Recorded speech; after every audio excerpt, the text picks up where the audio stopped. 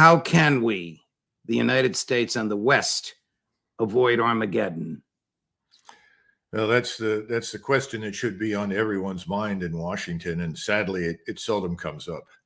I think the greatest challenge for Americans, even more than for the Israelis, is to understand just how profoundly the world we live in has changed since the last major war that the Israelis were compelled to fight, and that was in 1973. Some of your observers and audience may remember in 1973, Israel was attacked by the Syrians in the east and the north, and at the same time attacked from the south and the west by Egypt. The problem was that Egypt had very limited goals. The Egyptian president was not interested in destroying or eradicating Israel. He simply wanted to regain control of the territory that had been lost in 1967.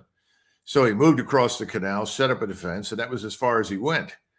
The Syrians, of course, did try to break through, and that was somewhat desperate for a period of time, but the Israelis were able to meet that threat first before turning their entire attention to Egypt. This time the situation is very different. First of all, the weapons have changed. The arsenal of rockets and missiles in the region is enormous. People are quoting numbers in the realm of 130,000 rockets and missiles from Hezbollah alone. We don't even need to mention others in the region. That kind of arsenal is enough in and of itself to destroy much of Israel. But then you have a problem with Hamas and Hezbollah and the rest of the region, and that is the rest of the region is as sick of Israel as much of the world, and Europe is sick of us. And what I mean by that is that we are on the threshold of total war. That's what no one seems to understand.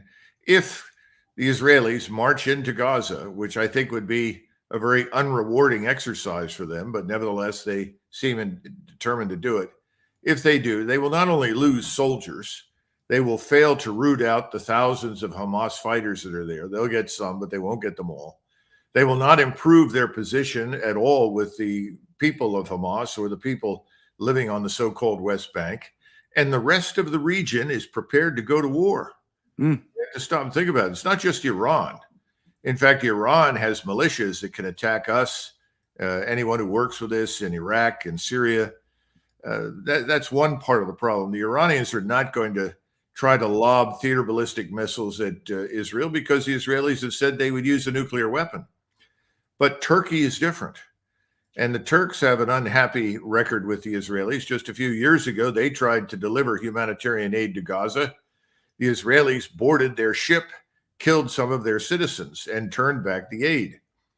This kind of thing did not cultivate support and friendliness in Turkey. And remember, Mr. Erdogan is the de facto leading military power in the Sunni Muslim world.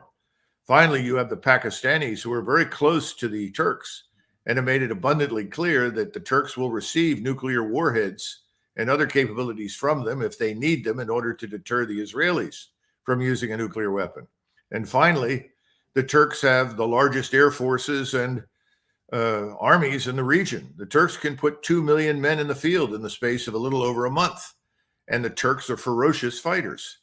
Now, all of this spells doom for the Israelis if they launch this attack on Gaza. What I've just described is an unwinnable fight. Even the air power from the United States that we could commit is not going to be enough. And we all know we don't have the troops on the ground. We simply don't have very many soldiers or Marines at this point.